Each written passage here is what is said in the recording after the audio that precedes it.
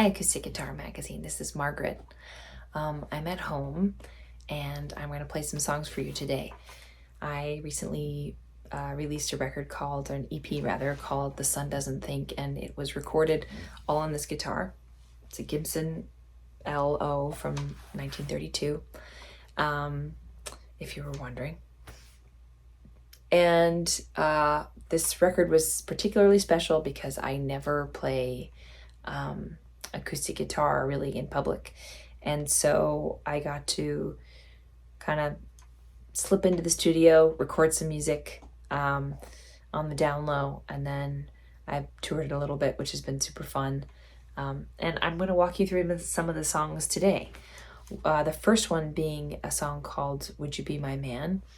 Would You Be My Man lives in this kind of A minor realm, and it's pretty finger picky. So I'll play you the intro, and that's kind of the bit that we'll focus on, and I'll give you a little context for it.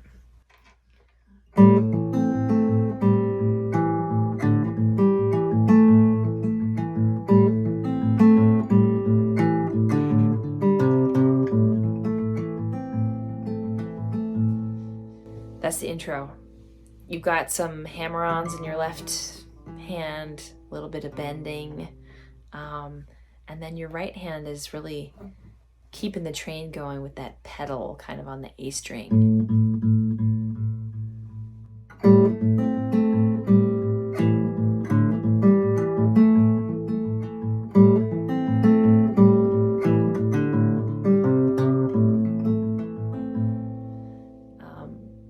Here it is in the context of the song. Oh, there's a knife by the door that you don't know about, but you don't need to know about it.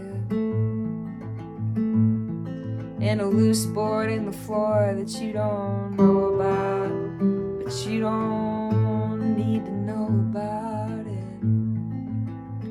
I had a life that you don't know about, and you don't need to know about it. But would you be would you be would you be my man? Would you be would you be would you be my man?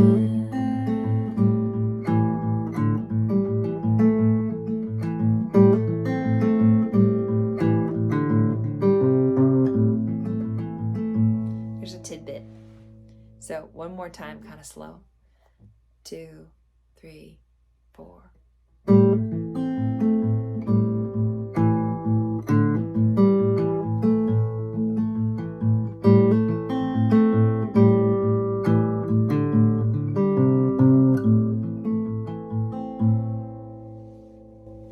Another song on the record is called 24/7. Similar in the sense that it's all kind of finger picked. It's in A major. Here's the intro. The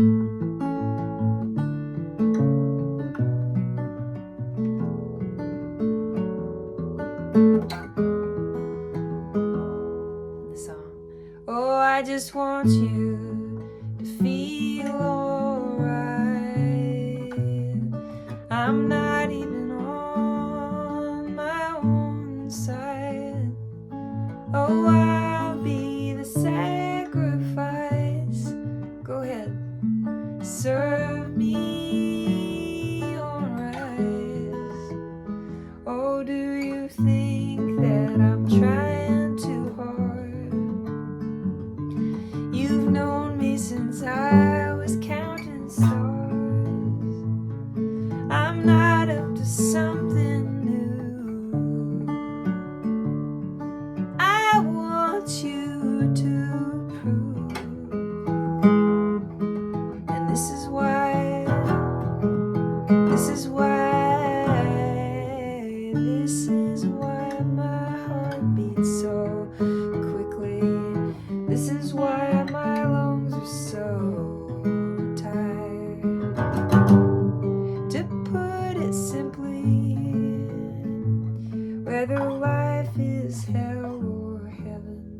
I worry 24/7.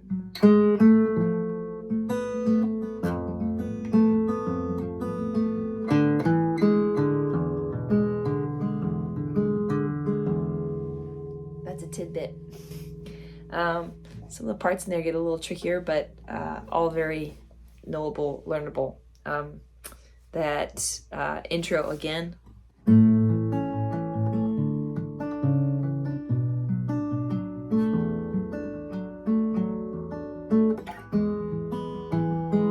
Something I notice I do sometimes is I will keep a chord shape in my left hand, this being B minor 7.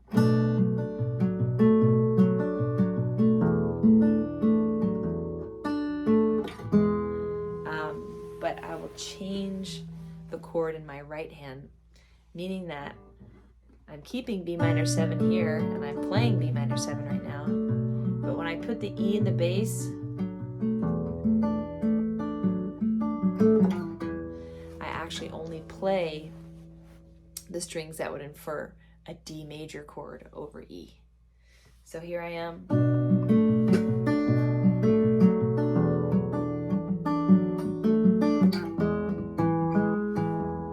This means that, you know, it doesn't matter if I leave out the B here, then that it kind of infers that I'm playing a D over E. And I like doing that because I don't have to change positions with my left hand, and I can just choose what I want to pick out of that cast of characters with my right hand. It feels kind of a little more efficient sometimes within these songs, and the less I have to do with my left hand, I guess the happier I am. That's 24/7.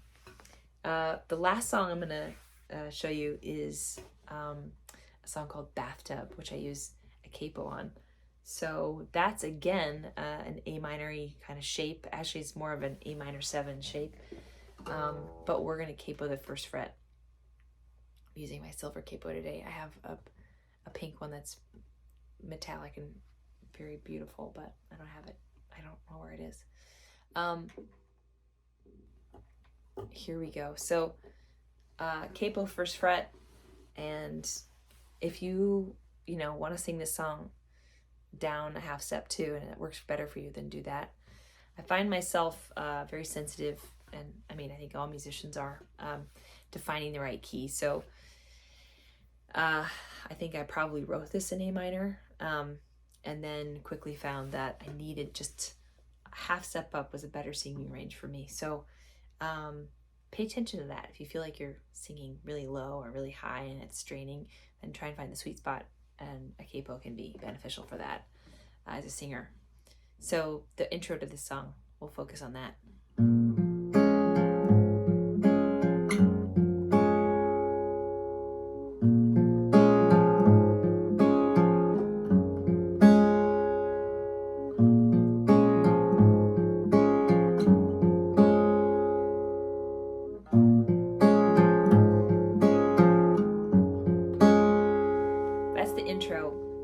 I think there's two kind of fun things that are being played with. One is maybe the timing. In the very first kind of, couple phrases, all of the chord changes happen on the downbeat. So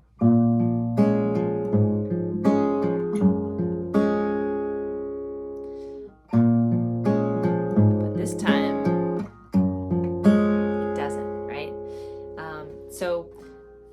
kind of throughout this entire song, that's always the kind of fun puzzly game that's being played, is how can you kind of offset the chords. First you always play them on the downbeat so that gets into everyone's ear, and then you start to displace them and kind of play chess a little bit. What's the other one? Oh, the other thing that is kind of a fun little game is just those chord changes in themselves. So if it's an A minor, it says A minor 7 rather, and then you put a G in the bass, and then you put an F in the bass. Moving this down to an F doesn't make sense, and so your pointer finger is kind of your best bet. But for me, learning those kind of acrobatics was the thing I needed to naturally. I kind of had to go, wait a minute, what's the best way? And to do it passively without thinking about it and singing at the same time, it kind of, it took me a second. It might not take you a second, but it took me a second. And also displacing that beat while doing the acrobatics and singing can also be another little nudge toward difficulty. I'll play it. I'm swimming upstream with rocks around my feet. You might think I was a martyr or some kind of triathlete. If you're looking for answers, all I've got are questions. Oh, it's so hard when you can't learn your lessons. What gives when you're running on empty? What lives at the bottom of my darkest sea? Who knows what's in store for me? But I feel like life is giving me the third degree. I don't know why I try. If all of my failures were dimes, I could fill up a bathtub.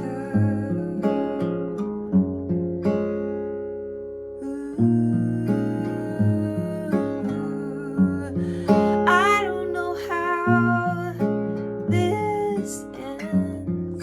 If all of my failures were friends, I'd be in some kind of cool club. Some kind of cool club.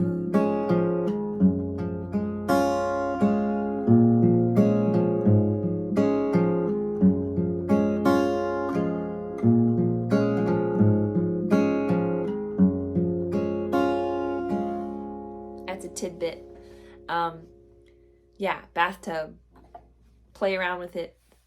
See how it feels. I can't wait to hear you play these songs. And it's been a pleasure. Thank you so much for having me, Acoustic Guitar Magazine. And yeah, happy playing, and see you next time.